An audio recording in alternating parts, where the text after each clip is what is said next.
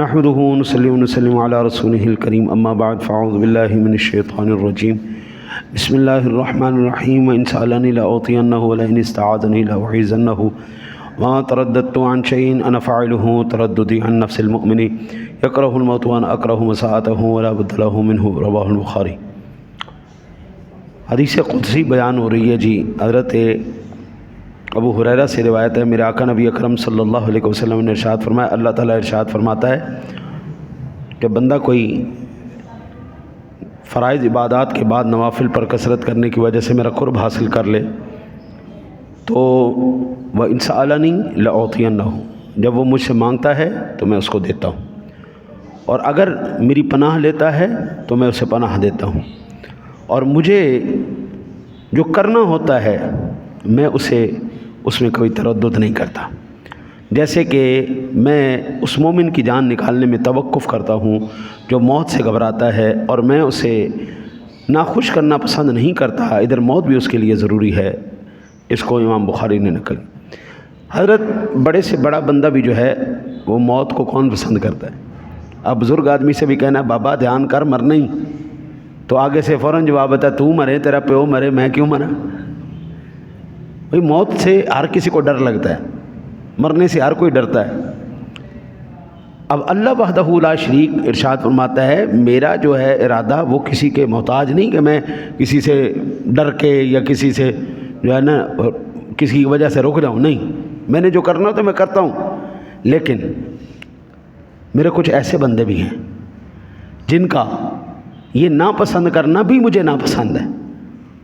موت کسی کو پسند نہیں ہوتی، پھر اللہ وحدہ لا شریک انہیں فوراً موت نہیں دیتا۔ جو موت ناپسند کرتے ہیں ان کو اللہ فوراً موت نہیں دیتا، پھر کیا کرتا ہے؟ اللہ تعالیٰ ان کے سامنے آخرت کی نعمتوں کو ظاہر فرمانا شروع کر دیتا ہے۔ جنت کی یہ نعمت ہے، جنت کی یہ نعمت ہے، جنت کا جو ہے نا جی وہ سارا سینیریو ان کے سامنے آنا شروع ہو جائے۔ یار سبحان اللہ، بندے کے دل میں خود شوق پیدا ہوتا ہے یا اللہ یہ نعمتیں مجھے بھی عطا فرما۔ تو وہ ظاہری بات ہے وہ جانتا ہے کہ یہ موت آئے گی تو نعمتیں ملیں گی، تو اس کے دل میں پھر موت کا شوق پیدا ہوتا ہے۔ ایک طریقہ کار یہ۔ دوسرا طریقہ کار یہ ہوتا ہے اللہ اس بندے کو بیماریاں دینا شروع کر دیتا ہے، پریشانیاں دینا شروع کر دیتا ہے، تکلیفوں میں وہ بندہ آ جاتا ہے۔ وہ کہتا ہے یا اللہ اب تو مہربانی فرما، مجھے موت عطا فرما۔ وہ بندہ پھر موت کو پسند کرتا ہے۔ ہم نے کئی جناب بستر پر پڑے ہوئے لوگوں کو یہ کہتے ہوئے سنا یار زہر دا ٹھیکہ لا دیو یار، ساڈا ابا بڑا پریشانی ہے، ساڈا بابا بڑا پریشانی ہے، انہوں زہر دا ٹھیکہ لا دیو۔ وہ خود تمنا کرتا ہے یار مجھے اس تکلیف سے چھٹکارا دو یار، میں اس تکلیف سے نجات پانا چاہتا ہوں، بڑا زمانہ ہو گیا تکلیف میں۔ ایک بزرگ کی میں زیارت کرنے کے لیے بڑے تکلیف میں تھے، ڈاکٹروں نے کہا کہ آپ کے دل کے باہر ہم ایک غبارہ لگا دیتے ہیں آپ زندہ رہیں گے۔ کہنے لگے نہیں یار 27 سال ہو گئے تکلیف میں، اب زیادہ تکلیف برداشت نہیں ہوتی، اب غبارہ لگا کے زندہ رہنے کے کیا فائدہ؟ میرے رب نے زندگی دی ہے، ٹھیک ہے، نہیں دی تو میں اس کی رضا پہ راضی ہوں۔ اللہ پھر موت اس طرح ان کے لیے آسان کر دیتا ہے۔ پھر بندہ مومن کی موت اور ہے، عام بندے کی موت اور ہے، نبی کی موت اور ہے۔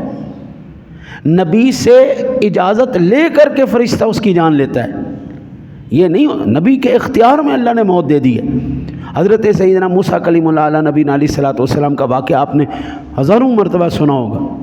ملک الموت آئے آپ سے کہ جناب چلو چلیے تھوڑا قضاء دا ٹائم آ گیا، موت دا ٹائم ہوگا، آپ نے چنڈ ماری، جیسے ایک تھپڑ مارا، ملک الموت کا ڈیلا نکل کے باہر کھبی آنکھ دا، اٹھائے ہوئے اللہ کی بارگاہ میں گئے تو جا کے کہا ارسلتنی الی رجل لا یرید الموت، یا اللہ ایسے بندے کو بھیجے جڑے مرن دا ارادہ ہی نہیں رکھدا۔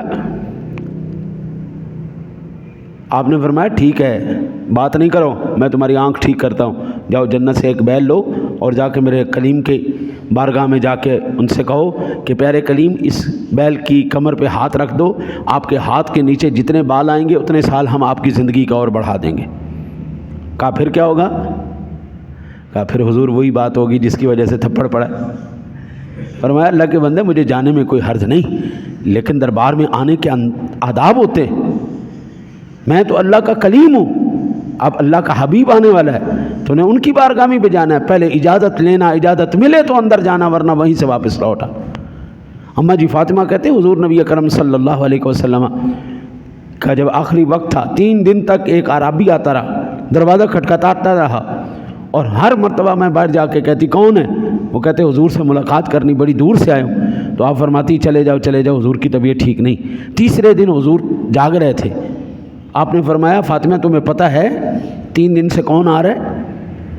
عرض کی نہیں یا رسول اللہ نہیں۔ فرمایا یہ ملک الموت ہے، آداب بارگاہ رسالت ہیں، تمہارے پردے کا حیا ہے وہ اندر نہیں آ رہا، ورنہ یہ پوچھتا نہیں کسی باپ سے اس کی بیٹی کے سامنے تمہیں اس کو باپ کو لے کے جاؤں کہ نہ لے کے جاؤں۔ بیٹیاں روتی رہ جاتی ہیں باپ کو لے کے وہ جاتے ہیں، اولاد روتی رہ جاتی ہے ماں باپ وہ لے کے گئے، ماں باپ روتے رہ جاتے ہیں بچے ان کے سامنے وہ گئے، یہ پوچھتا نہیں کسی سے۔ قرآن کہتا ہے وجاء سکرۃ الموت، یہ تو نبیوں کی موت کا تو سبحان اللہ کیا بات ہے، فرشتے پوچھ کے آتے ہیں، اللہ اختیار دیتا ہے۔ اور جب مومن کی باری آتی ہے قرآن کہتا ہے وجاء سکرۃ الموت بالحق، یہ موت جو ہے سکرات کا وقت بالکل حق ہے، یہ تکلیف ہونی، یہ نہیں ہوتا کہ تمہیں تکلیف نہیں ہو۔ میں بڑا حیران ہوتا تھا یہ حدیث سن کے کہ آقا جی علیہ الصلوۃ والسلام نے ارشاد فرمایا کہ جب ملک الموت کسی بندہ مومن کی روح کو قبض کر رہے ہوتے ہیں، اس وقت صرف اس کو اتنا محسوس ہوتا ہے جس طرح ماں سوئے ہوئے بچے کے منہ سے دودھ کو نکال لیتی ہے، جتنا اس کو محسوس ہوتا ہے اتنا۔ ادھر سے میں قرآن پڑھتا تھا، قرآن کہتا ہے وہ موت کا آخری وقت وہ تکلیفیں برحق ہیں، مجھے یہ کبھی سمجھ میں نہیں آتی تھی۔ پھر میں ایک ڈاکٹر سے ملا انستھیزیا کا ماہر، میں نے اس کو کہا کہ یار یہ جو تم اتنے بڑے بڑے آپریشن کر دیتے ہو، پہلے ہارٹ سرجری جو تھی نا بائی پاس، وہ یہاں سے کھلتا تھا ٹانگ تک لے کے جاتے تھے، میں نے کہا یہ کیسے کر لیتے ہو یار، بندہ تڑپتا نہیں، یہ تو پورا جسم تم چیر کے رکھ دیتے ہو۔ اس نے کہا جی ہم ان کو بے ہوشی کا دوائی دے دیتے ہیں، انستھیزیا دے دیتے ہیں، اس کو محسوس ہی نہیں ہوتا کہ وہ اس کا جسم کٹ رہا ہے، پسلیاں کٹ رہی ہیں یا نہیں کٹ رہی، اس کے پورے ہارٹ کو ہم باہر نکال کے آپریٹ کرنے کے بعد دوبارہ رکھ دیتے ہیں، اس کو محسوس نہیں ہوتا، آپریشن بھی ہو جاتا ہے۔ میں اس وقت میں کہا سبحان اللہ، اس وقت پھر کیفیت یہ ہوتی ہے، سکرات کا عالم جس وقت طاری ہو رہا ہوتا ہے، اللہ کائنات کے سب سے حسین شخص جناب محمد الرسول اللہ کا چہرہ ان کے سامنے کر دیتا ہے، لے تو جلوہ مصطفیٰ میں گم ہو جا۔ قرآن کہتا ہے کہ فلما رأینہ اکبرنہ وقطعن ایدیہن وقلن حاشا للہ ما ھذا بشر، وہ صنف نازک نے ہاتھوں میں چھریاں پکڑی ہوئی تھی، پھل پکڑے ہوئے تھے، اس نے یوسف کا جلوہ وہ دیکھتی رہ گئی، ہاتھ کٹ گئے لیکن ان کو پتہ نہیں چلا، اوں آں چوں چاں کوئی رولا نہیں ڈالا انہوں نے، اس نے یوسف کا جلوہ اتنا کمال کا تھا۔ ادھر جب بندہ مومن کی روح نکل رہی ہوتی ہے، ملک الموت روح نکال رہے ہوتے ہیں، ادھر سے جلوہ مصطفیٰ دکھا دیا جاتا ہے مومن، پھر وہ کہتے ہیں نا جی نشان مرد مومن بات گویم چمر کا ہے تبسم بر لب اوست۔ اقبال کہتا ہے جس وقت بندہ مومن کو تم نے دیکھنا ہو کہ بندہ مومن ہے یا نہیں ہے، مرتے وقت دیکھنا جب دنیا چھوڑ کے جا رہا ہوگا، وہ مسکراتا ہوا جا رہا ہوگا۔ بھئی تکلیف میں کوئی مسکراتا نہیں، لیکن جلوہ یار نظر آ جائے تو پھر مسکرانا خود بخود نکل جاتا ہے۔ آتے ہوئے رو رہے تھے، جاتے ہوئے مسکرا رہا ہے، کیونکہ جلوہ یار دیکھ رہا ہے۔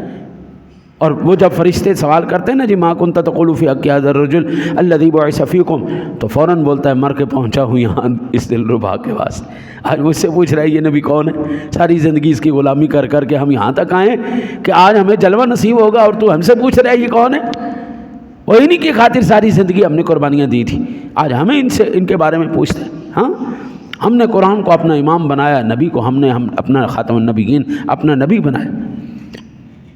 اور یہ ایک مقام پر کہتے ہیں کون کہتا ہے مومن مر گئے، قید سے چھوٹے وہ اپنے گھر گئے۔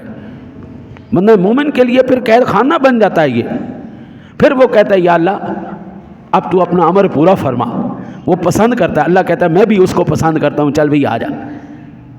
یہ حضرت بہت بڑی بات ہے، اللہ سونا وہ کبھی تردد نہیں فرماتا کسی کے لیے، اس کے ارادوں میں کون کسی کی رکاوٹ پیدا کر سکتا ہے، لیکن بندہ مومن کے ساتھ یاری لگ چکی ہے نا، ساری زندگی اس نے اس کے احکام کے مطابق زندگی گزار دی، اب اللہ چاہتا ہے کہ میرا بندہ جو ہے وہ میں بھی اس سے راضی رہوں، وہ بھی مجھ سے راضی، رضی اللہ عنہم ورضوا عنہ، انہوں نے اپنے رب کو راضی کیا، وہ ان کا رب ان سے راضی ہو۔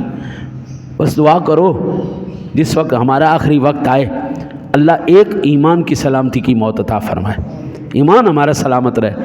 دوسرا اللہ سونا اس وقت اپنے یار کا جلوہ ہمیں دکھا دے، اس وقت نگاہوں سے پردے اٹھا دے اور یہاں سے ہم بیٹھے ہوئے سونے کا دیدار کر رہے ہوں، اور پھر وہ فرشتہ اپنا کام کر جائے، ہمارا بھی امر پورا، اللہ کا امر بھی پورا ہو جائے، ہمارا معاملہ بھی نبٹ جائے۔ دعا کرو اللہ تعالیٰ آپ کو مجھے ایمان کی سلامتی کے ساتھ موت نصیب۔ اللہم صلی علی سیدنا